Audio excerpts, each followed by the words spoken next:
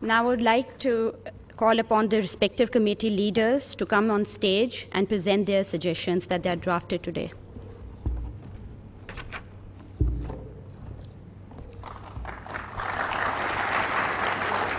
Hubrah Siddiqui for International Relations.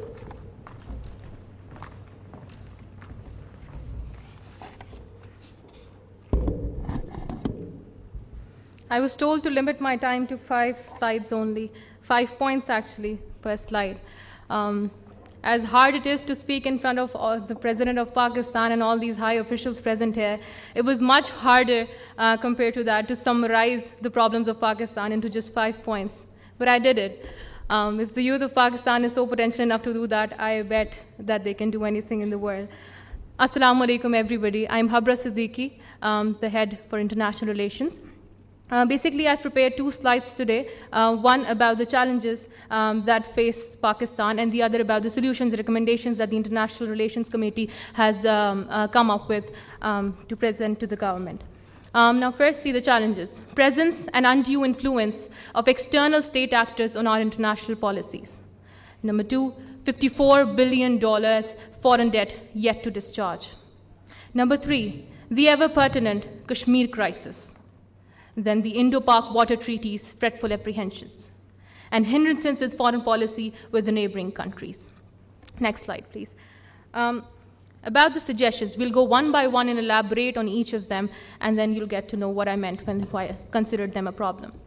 An adequate need not be sufficient criteria to issue immunities, visas, and international licenses. We say there's Blackwater, there's Osama bin Laden, there's Dinesh Chandra, there's Hafiz Saeed, and there's Al-Qaeda. But we seem to have forgotten that in an era of such non-transparency behind the curtains of apparent transparency, no agency/state in the world will send a force uniformed as foreign, labeled as secretive agencies, send a rumored decoy with a big question mark as to their purpose of being here. Having said that, I propose the statement and henceforth the question to our very dear information minister present here. Which news channels do you watch mostly? Rather, which news channel do all of you watch mostly? Geo, right? All right. Here are some facts. Scopia Management Incorporation, New York-based company, owns 12.2% of shares in Geo. Fidelity Management and Research Company, New Hampshire, owns 8.14% of shares in Geo. Wells Capital Management, San Francisco, owns 6.86% shares in Geo. Eagle Asset Management, Florida, owns 5.34% shares in Geo. So on and so forth, as to totaling more than 71.3% of US shares in Geo. Point of focus. It is all right to liberalize media, but that does not mean that we turn a blind eye to who is taking advantage of it. If you make an independent policy, we trust you, Mr. President, we believe in you, and that's why we voted for you. So if you make an independent policy, truly in the interest of Pakistan, and expect for people to react, obviously, how do you expect that reaction to be a true picture of people's perception when their mindset has been manipulated by a foreign state actor spreading negative vibe against them? Our people sit 10 to 11 hours at the immigration desk trying to prove their clearance in the US agencies, while their people are approved just like that, allowed their actions, and left scot-free without even prosecution. Coming to the second recommendation, may I have the slide, please? The slide, I need to read that out.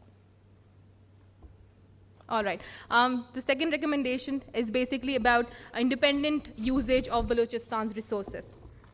Currently, Pakistan is paying about US $3 billion on debt servicing every year. Under the prevailing critical circumstances, we have to think about coping with the severe debt domination. Ladies and gentlemen, you might not know this. There are spaces in international law that can be invoked as legal justification to refuse the external debt. Yes, ladies and gentlemen, refuse external debt. One of these justifications is called state of necessity. This rule is characterized by the situation that jeopardizes the economic or its political survival, such as the situations which creates the factor of impossibility of fulfilling the very basic needs of the populations. That is health, education, food, water, housing, etc. Pakistan, being a blessed country, has little of every of this, so is a perfect claimant of such an advantage. Latin American countries, including Argentina, Burkina Faso, Peru, Mexico, Paraguay, and Ecuador, took such positions in the past. It's nothing new. Very recently, IMF had to cancel all its debt, US $268 million owed by Haiti after a devastating earthquake hit Haiti in 2009. Having said that, my committee adopts a very straightforward stance: no more loans. It is the very presence of these loans with obvious strings attached to it which cajoles us into a manipulated foreign policy. If you're worrying that our economy will suffer, there's a change of news. 80% of the world's grains production depends upon Pakistan.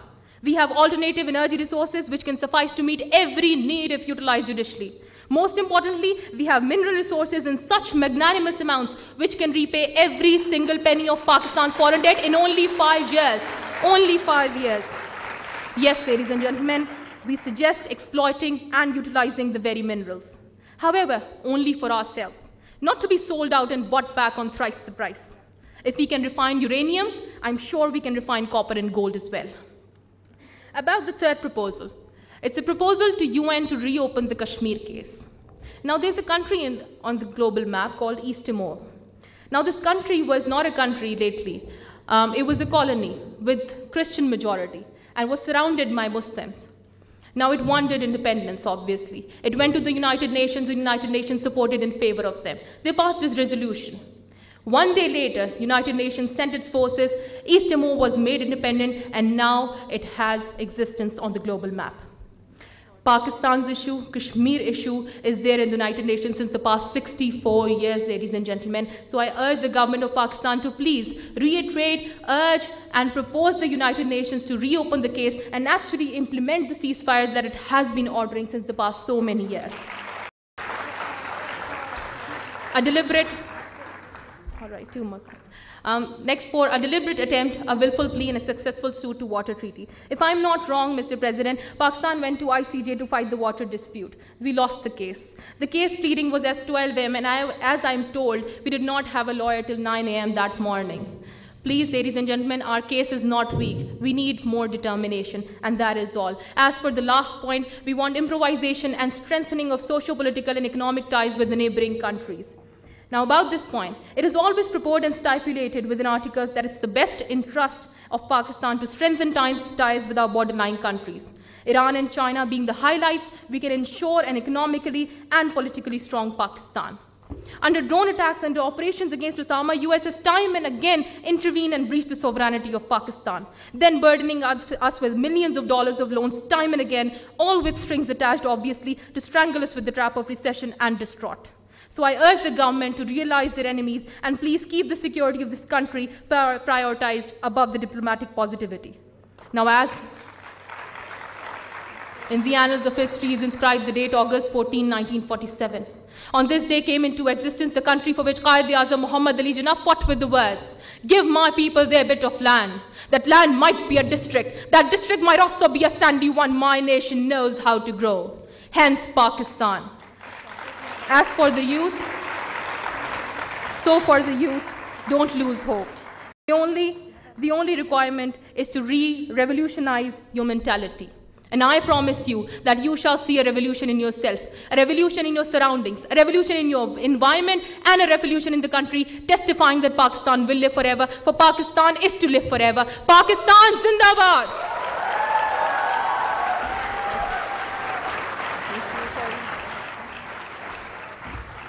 Thank you, Hubrah.